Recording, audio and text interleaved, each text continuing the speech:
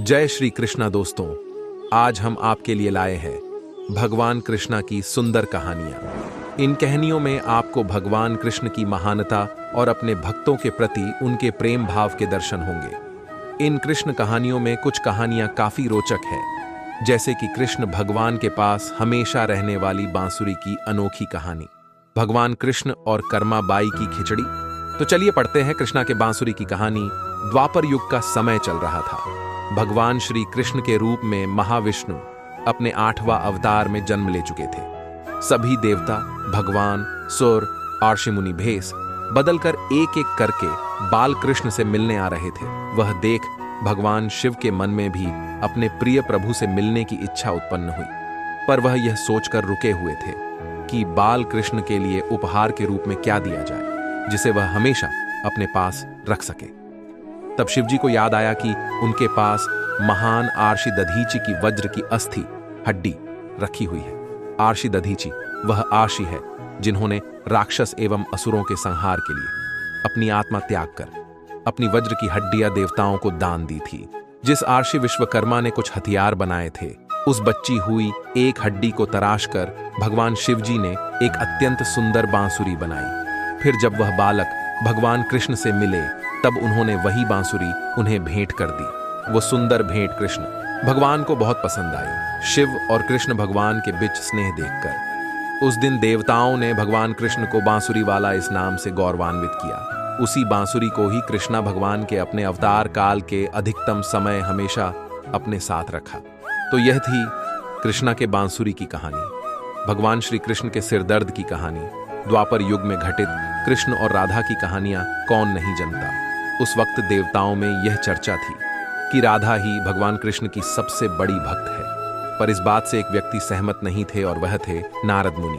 वह अपने आप को ही भगवान कृष्ण का सबसे बड़ा भक्त मानते थे, पर देवताओं में राधा रानी के विषय में चर्चा सुनकर उन्हें जलन महसूस होने लगी थी। नारद मुनि के स्वभाव से भगवान कृष्ण भी अच्छी तरह अवगत थे। एक दिन नारद मुनि कृष्ण भगवान से मिलने द्वारिकापुरी गए थे। उन्हें आता देख भगवान श्री कृष्ण अपना सिर पकड़कर बैठे गए। मुनिवर ने उन्हें देखते ही पूछा, क्या हुआ प्रभु, आप यूं सिर पकड़े ढकर क्यों बैठे हैं? उस पर द्वारिकाधीश ने उत्तर दिया, मुनिवर, आज हमें सिर में बहुत पीड़ा हो रही है। नारद बोले, तो प्रभु, इस पीड़ा को मिटने का क्या कोई उपाय है? कृष्ण ने कहा, हाँ, उपाय तो है। अगर मेरा सबसे बड़ा भक्त अपने चरण धोकर उसका चरण अमृत मुझे पिलाएगा तो मेरा सिर दर्द पल भर में ठीक हो जाएगा। कृष्ण के मुख से यह उपाय सुनकर कुछ पल के लिए मुनिवर सोच में पड़ गए कि हूं तो मैं ही सबसे बड़ा कृष्ण भक्त, लेकिन अगर मैं अपने पैर धोकर उसका चरण अमृत प्रभु को पिलाऊंगा तो मुझे नरक जाने जीतन महापाप लगेगा। परंतु राधा को भी तो सब कृष्ण का बड़ा भक्त मानते हैं। इतना सोचने के बाद भगवान कृष्ण से आज्ञा लेकर नारद तुरंत राधा रानी के महल में जा पहुंचे और उन्हें प्रभु के सिर में हो रही पीड़ा एवं उसके उपाय के बारे में वृतांत सुनाया। वह सुनकर राधा रानी ने एक क्षण का भी विलंब न करते हुए अपने चरण धोकर उसका अमृत एक कटोरी में नारद मुनि के हाथ में लाकर दिया और कहा, मुनिवर, मैं नहीं जानती कि मैं भगवान कृष्ण की कितनी बड़ी भक्त हूं, पर मैं अपने ईश्वर आराध्य को पीड़ा में नहीं देख सकती। राधा के मुख से वह सच्चे भक्तिभाव के शब्द सुनकर नारद मुनि की आंखें खुल गईं और वह समझ गए कि राधा रानी ही कृष्ण की सबसे बड़ी भक्त है और प्रभु श्री कृष्ण ने यह लीला मुझे समझाने के लिए रची थी। कर्मा बाई की खिचड़ी की कहानी, यह कहानी है भगवान कृष्ण की प्रिय भक्त कर्मा बाई की। कर्मा बाई बचपन से ही अपने पिता जीवन राम को कृष्ण भगवान की पूजा करते हुए देखती थी। वह कभी भी कृष्ण भगवान भोग लगाए बिना भोजन ग्रहण नहीं करते थे। जब कर्मा बाई 13 साल की थी, तब एक दिन जीवन राम को तीर्थ पुष्कर स्नान के लिए जाने की इच्छा हुई। साथ में उनकी पत्नी ने भी पुष्कर स्नान की इच्छा प्रकट की। जीवन राम अपनी बेटी को भी ले जाना चाहते थे, लेकिन दुविधा यह थी कि अगर वह सब घर बाहर गए तो श्री भगवान कृष्ण को भोग लगाएगा कौन? तब जीवन राम ने इस नित्य कर्म की जिम्मेदारी कर्मा बाई को सौंपी और कहा कि देखो बेटी कर्मा, सुबह भगवान कृष्ण को भोग लगाने के पश्चात ही तुम भोजन ग्रहण करना। कर्मा ने भी अपने पिता की हाँ में हामी भर दी। अगले दिन सुबह कर्माबाई ने उठकर सबसे पहले गुड़ और घी डाल के बाजरे का खींचड़ा बनाया और भगवान कृष्ण की मूर्ति के सामने रख दिया और बोली, भगवान, मैंने आपका भोग रख दिया है, आपको जब भूख लगे तब खा लेना, तब तक मैं घर के काम पूरे कर लेती हूं। इतना कहकर कर्मा अपने घर कामों में जुट गई। काम करते करते बिच बिच में आकार देखने पर जब कर्मा को झांत हुआ कि भगवान ने अभी तक खिचद्धा नहीं खाया है, तब उसे संदेह हुआ कि शायद खिचद्धी में घी और गुड़ कम है, इसलिए भगवान कृष्ण भोजन ग्रहण नहीं कर रहे हैं। तभी कर्माबाई ने खिचद्धा में थोड़ा गुड़ और घी मिलाया और मूर्ति के सामने बैठ गई। वह बोली, भगवान, मेरे पिताजी जब खिलाते हैं, जिंदगी में हम कितने सही हैं और कितने गलत हैं, यह सिर्फ दो लोग जानते हैं, एक परमात्मा और दूसरी हमारी अंतरात्मा। भगवान श्री कृष्ण कहते हैं, जिस मनुष्य के अंदर ज्ञान की कमी होती है और ईश्वर में श्रद्धा नहीं होती, वह मनुष्य जीवन में कभी भी आनंद और सफलता को प्राप्त नहीं कर पाता। मोह विनाश का कारण होता है। मनुष्य के दुखों का मूल कारण उसका मोह ही होता है। वह जितना अधिक मोह करेगा उतना ही अधिक कष्ट भी भोगेगा। पछतावा अतीत नहीं बदल सकता और चिंता भविष्य नहीं संवार सकती।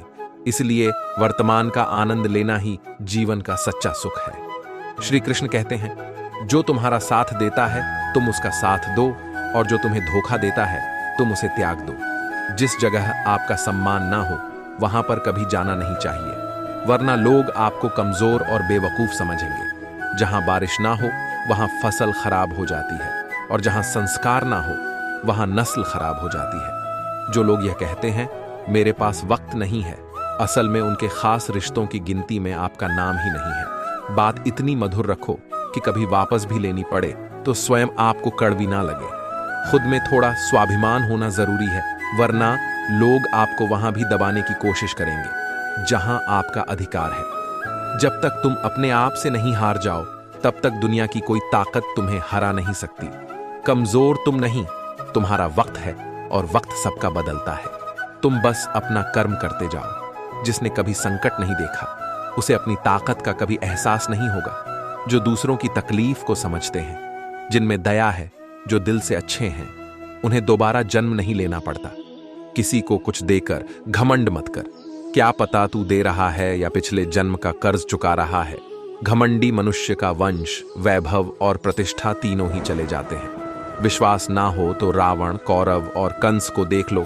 किसी पर विश्वास करना हो तो उनकी बातों पर नहीं, उनकी हरकतों पर ध्यान दो। गुस्से के वक्त थोड़ा रुक जाने से और गलती के वक्त थोड़ा झुक जाने से जिंदगी और भी आसान हो जाती है। भगवान श्री कृष्ण कहते हैं, जो मनुष्य मुझे जान लेता है वह जन्म मरण के बंधनों से मुक्त हो जाता है। जो मनुष्य भगवत गीता को पढ़कर उस पर अमल करता है, उसके सारे दुष्कर्मों का प्रभाव समाप्त हो जाता है। जो भाग्य में है वह भाग कर आएगा, और जो भाग्य में नहीं है वह आकर भी भाग जाएगा। जैसे हवा के झोंके नाव को भटका देते हैं, वैसे ही मनुष्य की इच्छाएं बुद्धि को भटका देती हैं। जो मनुष्य सुख और दुख में, मान और अपमान में शांत रहता है, वह मनुष्य मुझे अति प्रिय है। समझदार व्यक्ति जब संबंध निभाना बंद कर देता है तो समझ लेना चाहिए उसके आत्मसम्मान को कहीं ना कहीं ठेस अवश्य पहुंची है। प्रेम सदैव माफी मांगना पसंद करता है और अहंकार सदैव माफी सुनना पसंद करता है। भगवान श्री कृष्ण कहते हैं, कर्म ही तुम्हारी पहचान है, वरना एक नाम के तो यहां हजारों इंसान हैं। अच्छे कर्म करने के बावजूद भी लोग केवल तुम्हारी बुरी बातें ही याद रखेंगे। इसलिए लोग क्या कहते हैं इस पर कभी ध्यान मत दो। जितना हो सके खामोश ही रहना अच्छा है, क्योंकि सबसे ज्यादा गुनाह इंसान से उसकी जुबान ही करवाती है। किसी को धोखा देना एक कर्ज है जो आपको किसी और के हाथों एक दिन जरूर मिलेगा। एक अच्छी नजर वही है जो सिर्फ अपनी कमियों और दूसरों के गुण तलाश करती है। कभी उस व्यक्ति पर भरोसा मत करो जो वक्त के साथ स्वभाव बदल लेता है। जीवन में कभी किसी से अपनी तुलना मत करो। तुम जैसे हो सर्वश्रेष्ठ हो। सबको अपना जीवन बदलने के लिए समय मिलता है, परंतु समय बदलने के लिए दोबारा जीवन नहीं मिलता। श्री कृष्ण कहते हैं, जो होने वाला है वह होकर रहता है, और जो नहीं होने वाला है वह कभी नहीं होता। ऐसा निश्चय जिनकी बुद्धि में होता है उन्हें चिंता कभी नहीं सताती है। अच्छी नीयत से किया गया काम कभी व्यर्थ नहीं जाता है और उसका फल आपको जरूर मिलता है। जीवन की सबसे बड़ी गलती वही होती है जिस गलती से हम कुछ सीख नहीं पाते हैं। तुम आज जो भी कम कर रहे हो उसका फल तुम्हें कल प्राप्त होगा, और आज जो तुम्हारे पास है वह तुम्हारे द्वारा किए गए पिछले कर्मों का ही फल है। भगवान श्री कृष्ण कहते हैं, जो मनुष्य श्रद्धा भाव से मेरी भक्ति करता है, मैं उसे वही चीज देता हूं जो उसके पास नहीं है, और जो उसके पास है मैं उसकी रक्षा भी करता हूं। किससे, कब और कितना बोलना है। अगर तुमने यह समझ लिया तो तुम अपनी जिंदगी के जान लेता है वह जन्म मरण के बंधनों से मुक्त हो जाता है। जो मनुष्य भगवत गीता को पढ़कर उस पर अमल करता है, उसके सारे दुष्कर्मों का प्रभाव समाप्त हो जाता है। जो भाग्य में है वह भाग कर आएगा, और जो भाग्य में नहीं है वह आकर भी भाग जाएगा। जैसे हवा के झोंके नाव को भटका देते हैं, वैसे ही मनुष्य की इच्छाएं बुद्धि को भटका देती हैं। जो मनुष्य सुख और दुख में, मान और अपमान में शांत रहता है, वह मनुष्य मुझे अति प्रिय है। समझदार व्यक्ति जब संबंध निभाना बंद कर देता है तो समझ लेना चाहिए उसके आत्मसम्मान को कहीं ना कहीं ठेस अवश्य पहुंची है। प्रेम सदैव माफी मांगना पसंद करता है, और अहंकार सदैव माफी सुनना पसंद करता है। भगवान श्री कृष्ण कहते हैं, कर्म ही तुम्हारी पहचान है, वरना एक नाम के तो यहां हजारों इंसान हैं। अच्छे कर्म करने के बावजूद भी लोग केवल तुम्हारी बुरी बातें ही याद रखेंगे। इसलिए लोग क्या कहते हैं इस पर कभी ध्यान मत दो। जितना हो सके खामोश ही रहना अच्छा है, क्योंकि सबसे ज्यादा गुनाह इंसान से उसकी जुबान ही करवाती है। किसी को धोखा देना एक कर्ज है जो आपको किसी और के हाथों एक दिन जरूर मिलेगा। एक अच्छी नजर वही है जो सिर्फ अपनी कमियों और दूसरों के गुण तलाश करती है। कभी उस व्यक्ति पर भरोसा मत करो जो वक्त के साथ स्वभाव बदल लेता है। जीवन में कभी किसी से अपनी तुलना मत करो। तुम जैसे हो सर्वश्रेष्ठ हो। सबको अपना जीवन बदलने के लिए समय मिलता है, परंतु समय बदलने के लिए दोबारा जीवन नहीं मिलता।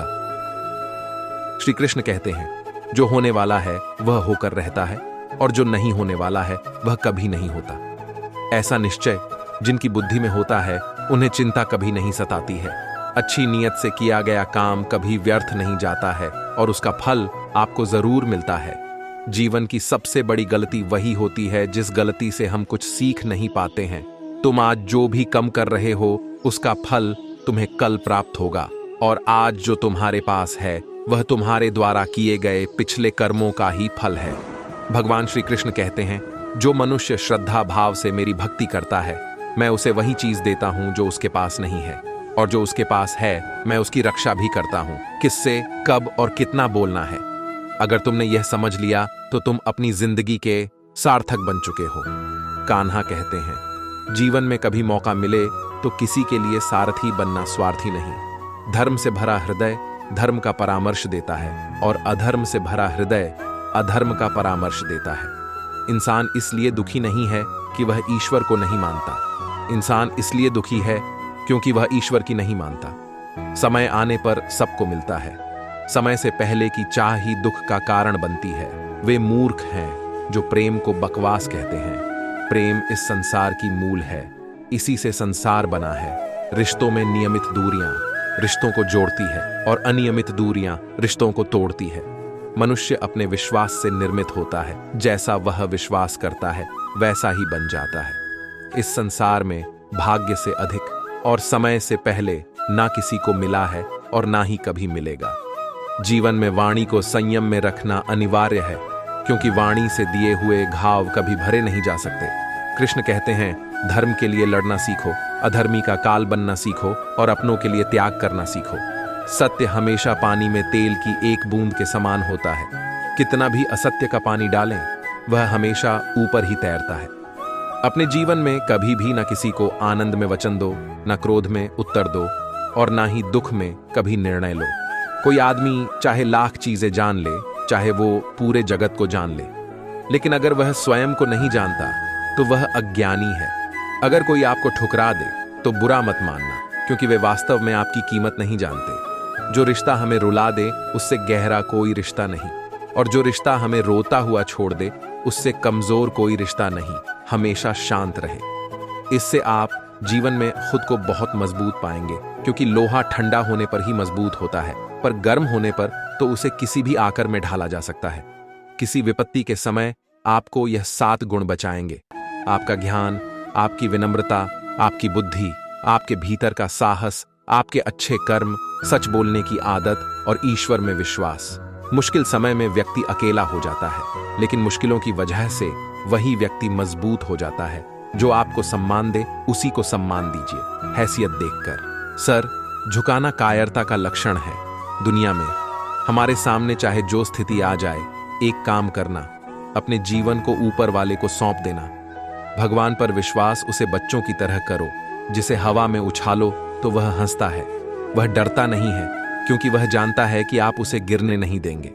कान्हा कहते हैं, तू मन छोटा मत किया कर, जहां तेरे अपने मुंह फेर लेंगे वहां मैं तुम्हारा साथ दूंगा। तू किसी के आगे इतना भी मत झुक कि वह तुम्हें गिरा हुआ समझने लग जाए।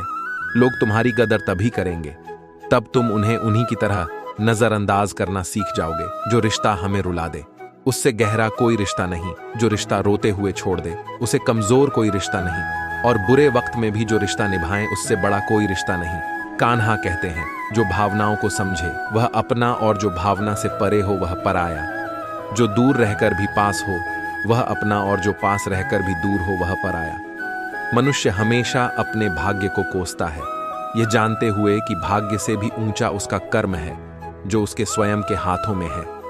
एक समझदार व्यक्ति वही है जो दूसरों को देखकर उनकी विशेषताओं से सीखता है, उनसे तुलना और ईर्ष्या नहीं करता। इस दुनिया में कोई किसी का हमदर्द नहीं होता।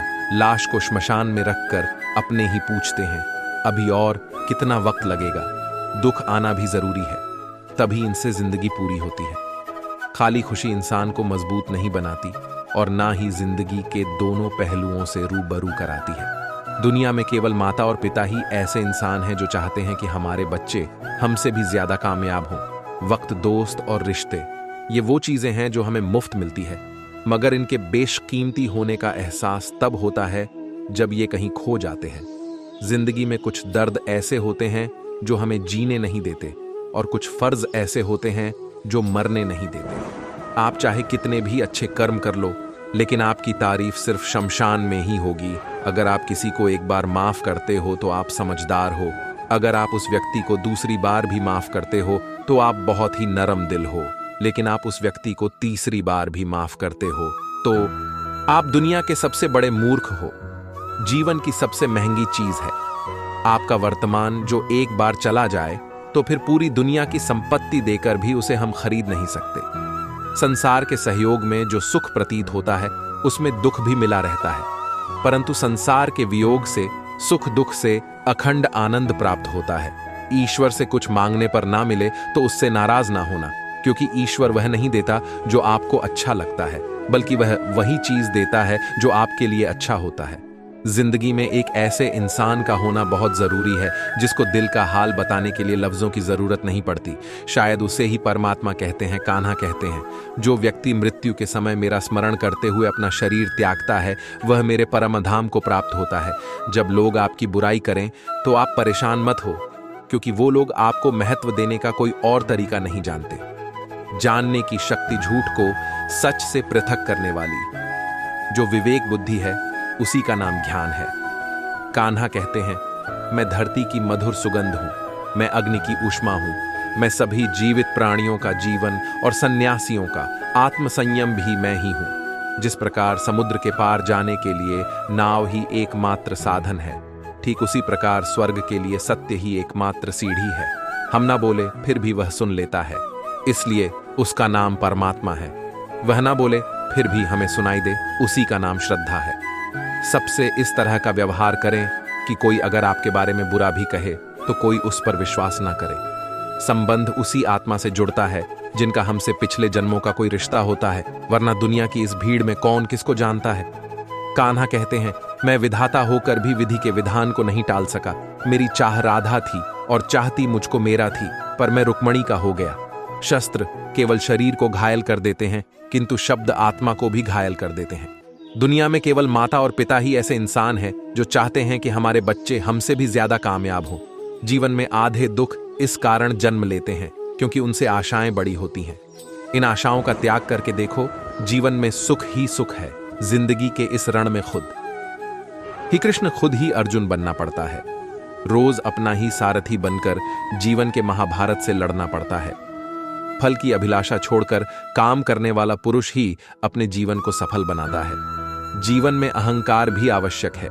जब बातें अधिकार, चरित्र और सम्मान की हो, सेवा सबकी कीजिए, मगर आशा किसी से मत रखिए, क्योंकि सेवा का सही मूल्य भगवान ही दे सकता है, इंसान नहीं मनुष्य। अपने व्यवहार से स्वयं ही अपने भेद खोल देता है। भूल होना प्रकृति है, मान लेना संस्कृति है और उसे सुधार लेना प्रगति है। इंसान घर, रिश्ते, दोस्त सब बदलता है, पर फिर भी उदास रहता है, क्योंकि वह खुद को नहीं बदलता। भगवान के फैसले पर कभी शक मत करना। अगर सजा मिल रही है तो कोई गलती भी अवश्य हुई होगी। क्यों व्यर्थ चिंता करते हो? किससे व्यर्थ डरते हो? कौन तुम्हें मार सकता है? आत्मा ना पैदा होती है ना ही मरती है। ना तो यह शरीर तुम्हारा है, ना ही तुम इस शरीर के हो। यह शरीर अग्नि, जल, वायु, पृथ्वी, आकाश, इन 5 चीजों से मिलकर बना है। आखिरकार इन सब में ही मिल जाएगा।